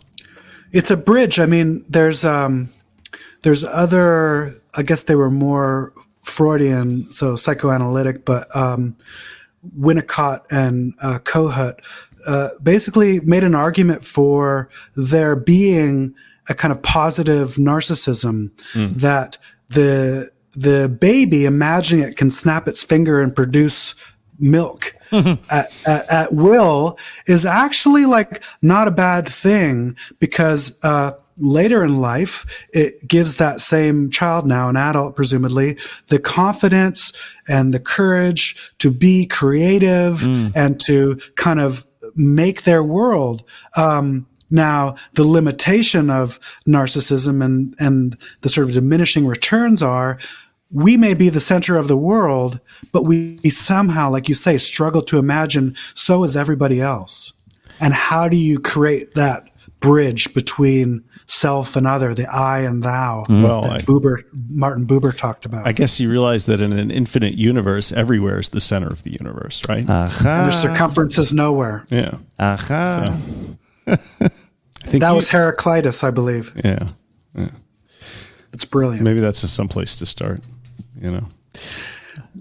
Well, we are each the center of the universe. And you know, so Jung called it the inner fire, this center, or the self, or the psyche. I mean, or the soul. Plotinus believed that there's only one soul. Yeah. So that's my feeling too, that there really is only one self. I mean, you have cultures like India, you know, and Vedantic thought, which is sort of basically had that from the beginning of time, you know, and you have a much more, or you had up until India started heading in a Western direction, you had sort of a much more magical realism in that country. I mean, you know, the divine was palpable. It was in everybody. You saw it in everybody. It was just everywhere, you know. That's where bowing comes from, to recognize the divine in the other. So, you know, Buddhism and all of Eastern culture comes from that idea that we are each the Brahman pretending to be all these different individuals. So it's not a great leap. I mean, we need to understand those other traditions, I think, to shed light on our own. And again, Plotinus understood that too, that we are really the one soul, the pleroma, the one, literally descended into the sublunary material realm. So maybe that's where the cause for optimism arises. Yes. It's the spread of Eastern thought and philosophy across this country the way it has in the last 50 years or so, and the way it continues to accelerate, and how your more organized Abrahamic religions are sort of on the down slope while Eastern thought is ascending. You know, Abrahamic religions get a bad rap, I think, because, you know, I agree. They really do. I'm actually a Sunday school teacher at a Presbyterian church that I grew up in. Now, I'm obviously not a very dogmatic, you know, conservative Christian, but I see, you know, in the same way that we talk about how, you know, what AA is today sometimes is not how it was originally intended. I think I can definitely say that the way Christianity is today is not the way I feel like it was originally, you know, formulated, or the things we're learning about, you know, that Jesus, you know, was discussing and what he was teaching, and what we have today are completely different. I mean, do unto others. I think a lot of those teachings, same thing with AA, same thing with other religions, they get bastardized by human beings who are not enlightened, and they're using it for the wrong purposes. So, I mean, Jesus didn't have an AR-15 and an American flag. I mean, he did, but you know, he didn't use it or flaunt it. But Well, yeah, do unto others. and again, there's the pagan continuity hypothesis. But you don't even have to buy that. You would just kind of reverse engineer Christianity back through, you know, the church fathers, I guess, Thomas Aquinas, or, you know, you'll have to maybe help me out, but through, pseudo, Dionysus, back through the Neoplatonists, and, you know, back through guys like Iamblichus, who happens to be my favorite, who differed from Plotinus in interesting ways that I only recently learned about, and his own teacher, Porphyry. But it goes then Iamblichus, his student Proclus, through Damascus and pseudo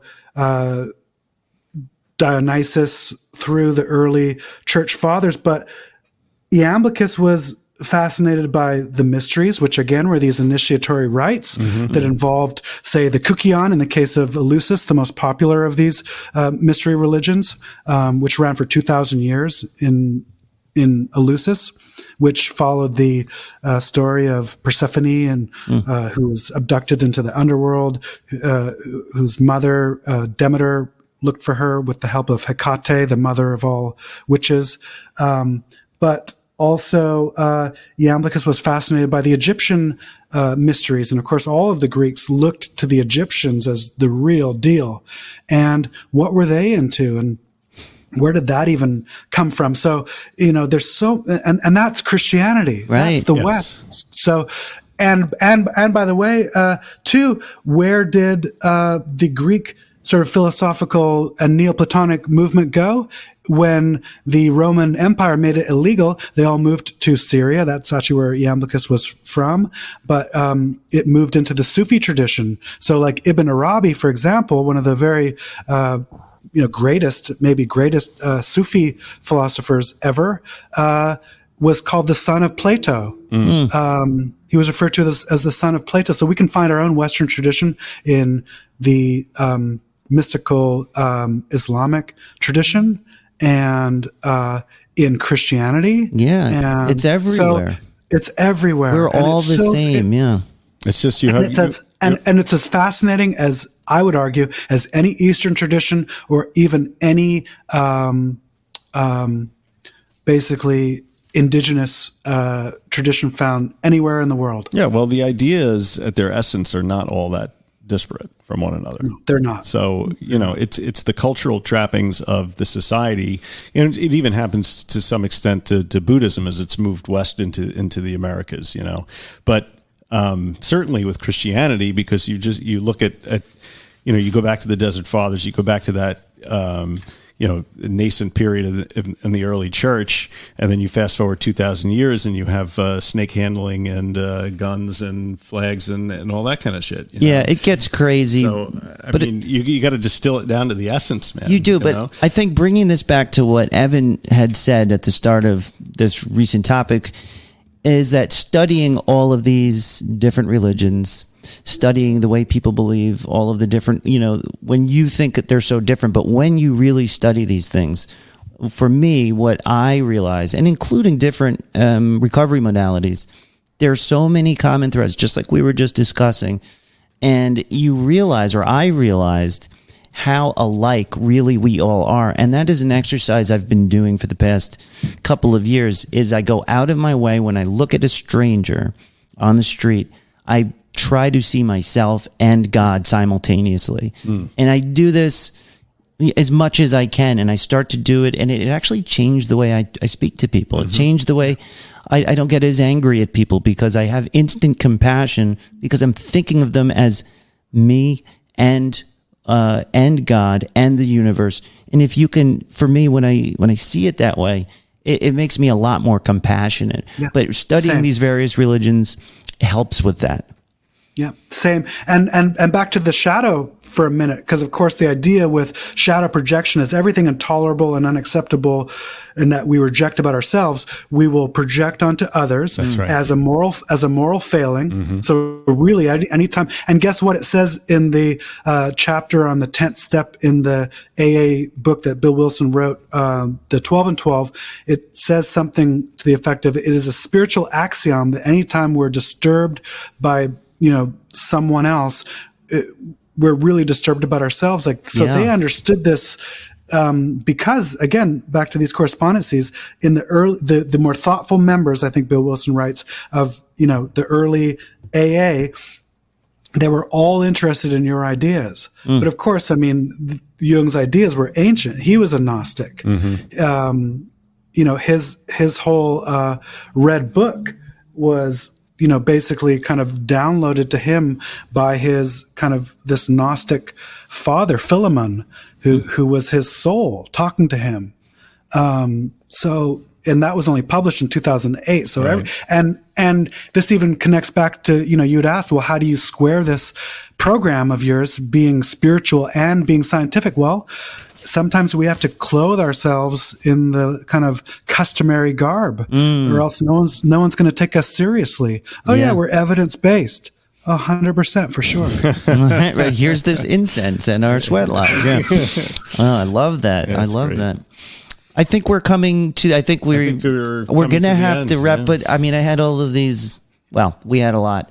I think we had a good conversation. No, it was great. I just I was trying to think, because now I've got Evan here. I'm like, what did I want to ask him? I don't know. What's a day in the life of Evan Haines working in Oro Recovery like? I mean, I listened to your wife's podcast a little bit. You guys sound like you're just having such a great time, diving into recovery. It sounds like a dream, and you're working in recovery, which was a dream of mine. What's it like, Evan, to just be like pursuing your dreams in recovery, helping people? I mean, it sounds amazing. I feel blessed. I mean, this was my calling. My parents met in an outpatient clinic in 1969. No way. So, yeah, anytime our staff are like, the clients are fraternizing, I'm like, oh, yeah, my parents met in treatment. What do you understand? What are you trying to say? Yeah, what are you trying to say? Something wrong with me? No, what I've been doing since the fall is I went back to school. We wrote the book. Following from the book, I was just on fire. Yeah. I had all of these things I was learning about, and I just wanted to keep going. So I enrolled in a PhD program at Pacifica. So cool. And so I'm going back to get my doctorate in psychology at Pacifica, and because what I wanted to do is get more involved with the clients, helping them directly. Awesome. You'd have I was that getting tired of garb. Pardon me? That would give you that garb. I am a therapist. I am a PhD. Right. It gives Exactly. you more, latitude and respect. That's great. It's all it is. It's a respectable sheen, and in the process of earning the respectable sheen, I get to learn. I get to just keep reading and keep learning and writing. My dissertation will be probably on something super weird, and Yeah, it always is, right? turn that into another book. So cool. Well, thank you. I got your book right here. So just like, on TV shows, when you watch Yes. TV shows, they always do this. We have Can America Recover by Evan Haines and Bob Forrest. You can find it on Amazon. Run to your local Barnes & Noble. Thank you so much, Evan. This was so great, and it's been great just chatting with you back and forth. And for recovery nerds like us, this is a real treat. Yeah, for sure. Thank you guys. It was a total pleasure. I could, you guys are wonderful. I could keep going on for hours with you. So Me if you too. want to pick up the conversation where we left off, I'd be more than happy to. 100%. We'll probably take you up on that. We'll do it. Because I really enjoyed this. You're going to hear from me. All right. Thanks a lot. Bye-bye. Bye. Wow, that was something, huh? Holy shit. You know what we didn't do? We didn't ask him, can America recover? I think he He said, did. I'm did not we? just fucking We with never got the answer. I think the answer is he believes that it can. I was just talking to Mike. I was saying, that didn't go as planned. It went a bazillion times better. Yeah, way better. Some of the stuff he started to get into, and I feel like we were poking and prodding a little bit, throwing a couple curveballs, and he took it, ran with it, and He knows what he's talking I can't wait to listen. Did you ever say, I can't wait to listen to this episode? Yeah. So thank you so much, Evan. Yeah, definitely, guys. Can America Recover? And if you can finish this book. by Evan Haines and Bob Forrest. We'll put a link in the show notes to, if you could buy it through our Amazon affiliate, that would be great. So that about does it for today. It does. Holy crap. I had a good time. Did you? That was really cool. Thank you so much for listening, guys. Visit us at middleagesrecovery.com, Podbean, Apple Podcast, Facebook, Instagram, Spotify, YouTube, and Twitter. So tweet us at Twat You Twit. Support your favorite show. That's us. Drop That's a 5-star review on Apple Podcasts and join our private Facebook group. Buy a t-shirt, please, or just write and say hello. We love meeting new monksters and chopping it up. Join the Inner Sanctum, patreon.com/recovery in the Middle Ages. We have this awesome discussion group on there. There's video. This interview will eventually be posted. You can see the video of Evan and look into his beautiful eyes. And you can see half of each one of our faces. Yes, you don't need to look at it, but Evan's going to look great. Yeah. And, join us. And that's it. And finally, the best way to help the show is to share it with a friend. If you get something out of our little show, what should they do? Share the it love with a friend. and help grow the RMA movement. Yes. And as we say, non proficiat perfectum. It's progress, not perfection. We'll see you next time. Be good.